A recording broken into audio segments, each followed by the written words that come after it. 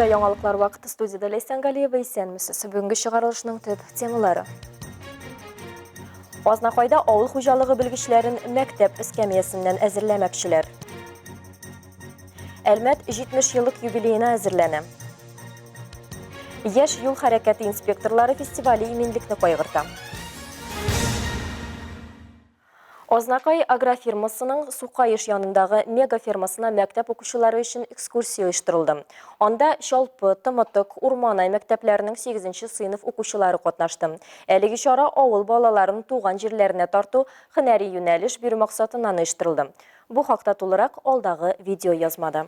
Биредә укучылар бүгенге заман технологияләре, хезмәт шартлары белән таныштылар. Менә сыерлар булагачтан һәрберсен тикшерәбез. Витаминлар кадыйбыз, вакциналар, профилактика ясыйбыз инде.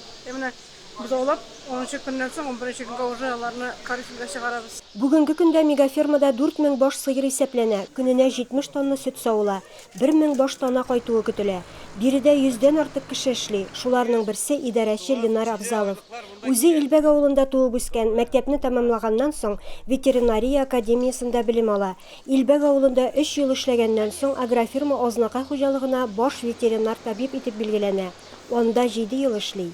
Biz үзебез комплекс ачылганда яшьләрне җыярга тырыштык. Безнең комплекста почти 30% яшьләр, яшь дояркалар, яшь скотниклар, яшь трактористлар, инженерлар, врачлар, зоотехниклар.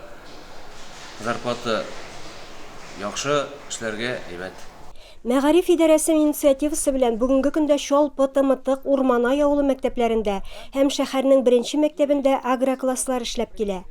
Занятияларны үткәргәндә безнең аграрный университет һәм ветеринария академия укытучылары айга 3 дәрес зум аша укыталар лекция һәм 1 дәресендә була безнең практик занятиялар. Балалар инде бик теләп алындылар, бик теләп йөриләр, кабул иттеләр моны. Очрашуда район башлыгы Марсель Шайдуллин, Агросила җәмгыяте генераль директоры урынбасары Самат Мәүлитов, авыл хуҗалыгы һәм азык-төлек идарәсе, мәшгульлек үзәге, мәгариф идарәсе, җирле техникум җитәкчеләре дә катнашты. Бүгенге көндә 100дән артык кеше эшли, монда барысы да шушы Азнакай районыннан, шушы авыллардан, әле сезнең әти-әниләрегез эшлидер әле. Мәктәп укучылары өчен мондый чара Союз агро хуҗалыгының Актүбә авыл хуҗалыгы комплексы мегафермасында да оештырылды. Экскурсия балалар өчен бик кызыклы мавыктыргыч узды. Илмира Шәрифуллина, Рөстәм Акбаров, яңалыклар вакыты Луч Әлмәт телекомпаниясе.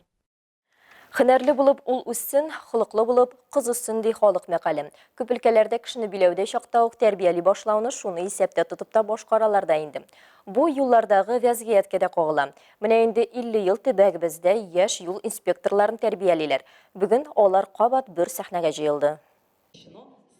Яшь юл хәрәкәте инспекторлары отряды Советлар Союзы чорында Эчке эшләр министрлыгының дәүләт автоинспекциясе тәкъдиме белән булдырыла. Шулай итеп, 1975 елда ВЛКСМ Үзәк комитеты секретариатының яшь хәрәкәт инспекторлары отрядын булдыру турында карар кабул ителә. Бүген бу хәрәкәт 300 меңнән артык мәктәп укучысын берләштерә. Димәк, ким дигәндә 300 мең бала юлда йөрү кагыйдәләрен камил белә һәм җирдә җиткереп үтә дигән сүз. Бу хакта үз чыгышында юл куркынычсызлыгы территориаль профилактика идарәсе бүлеге начальнигы Лилия Рафигуллина да ассызыклады. Фестивальдә катнашучы балаларны жюри әгъзалары да сәламләде. Аларның һәрбере кагыйдәләрне дөрес үтәргә чакырды һәм бәйгедә уңышлар теләде.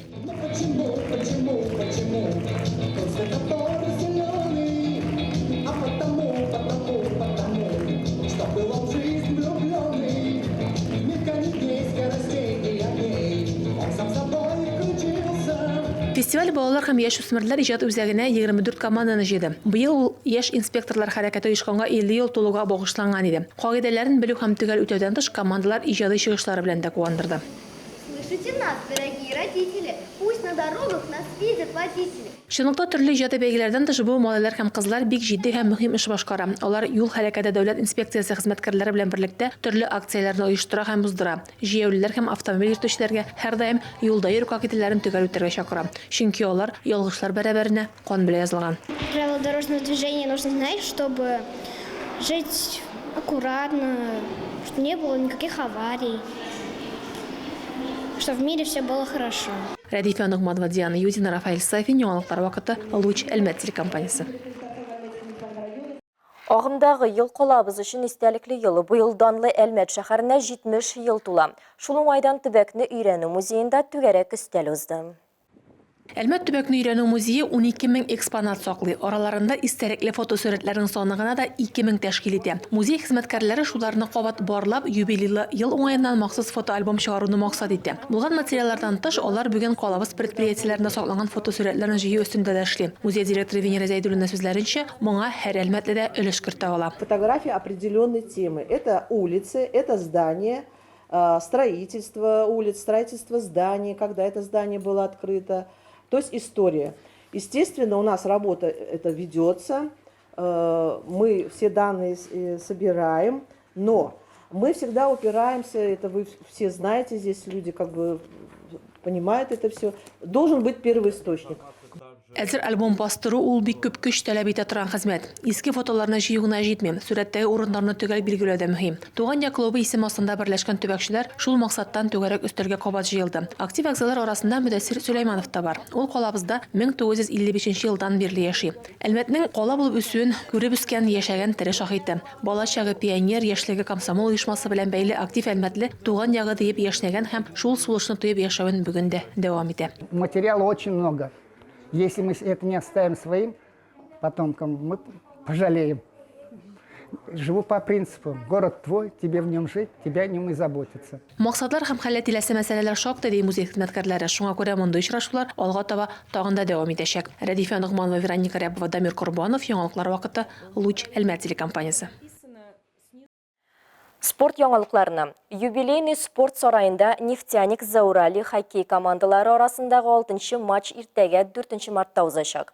Петров кубкының 2-нче этабы финалының 8-дән 1 кысаларындагы 5-нче уен Әлмәттә узган иде. Матчның 1-нче 20 минуты тигез көрәш белән бара. Уенның 18-нче минутында Әлмәтле Максим Салахов алкасы уенның исәбен ача.